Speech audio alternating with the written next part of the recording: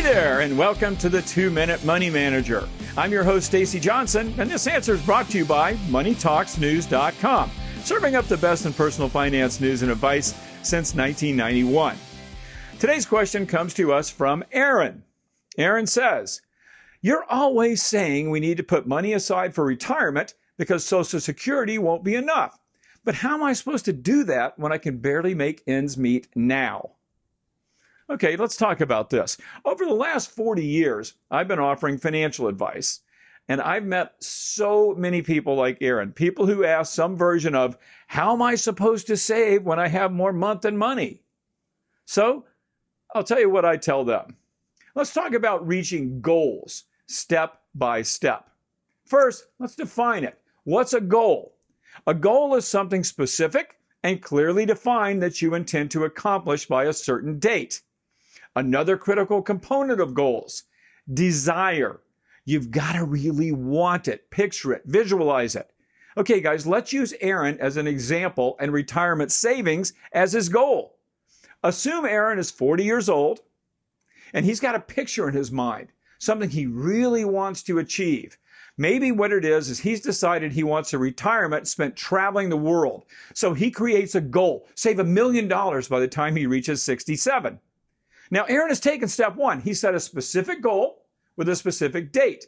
Problem is, it seems impossible to achieve. After all, Aaron wrote us saying that he can't save anything. Now we've got him saving $1 million, which brings us to step two. Breaking goals down into manageable chunks.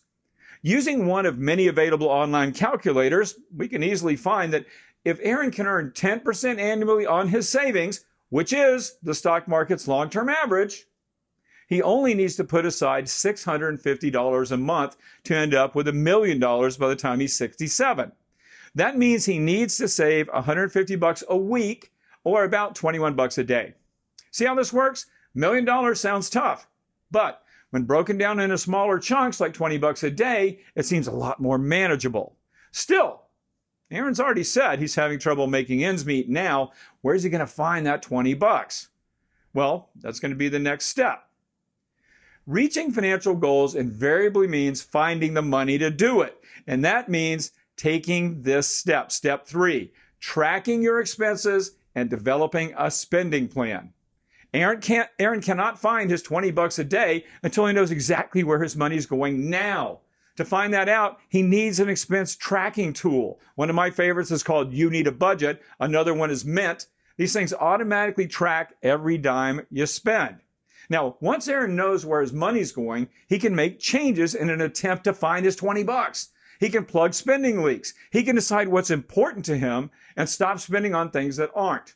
He can read articles at my website, MoneyTalksNews.com, like 11 ways to save on entertainment, 25 ways to spend less on food, 13 ways to save big cash on clothing. Articles like that on my site and others will teach you how to spend less without reducing your quality of life. Now, if Aaron really wants to achieve his goal, he's going to analyze his expenses. He's going to find that extra cash to make it happen. Of course, it's possible that no matter what he does, there's simply no way to squeeze extra cash from his budget. As they say, you can't get blood from a stone. If that's the case, though, then it's time for the next step, step four, making more. There are two ways to get richer after all, right, guys? Either spend less or make more. If Aaron can't find a way to spend less, his next step has got to be finding a way to make more. Now, making more could be as simple as asking for a raise. Could be as complicated as getting an advanced degree. One advantage, though, he has over other generations in the past, thanks to the internet, the possibilities for side gigs has never been greater. We've got articles like 107 easy ways to make extra money every month. Things like that could help him find a little gain without a lot of pain. Now let's talk about the final step, which is also the most difficult. The final step in achieving any goal is following through. Whether it's losing weight or gaining wealth, the path to success is generally very clear. The hard part is following that path day in and day out for as many days, weeks, months, and years as it takes to reach the finish line. In Aaron's case, he may have to keep on keeping on for 27 years. Of course, he can and should do what he can to make the path less rocky. For example, He could automate his savings plan by having money removed from every paycheck.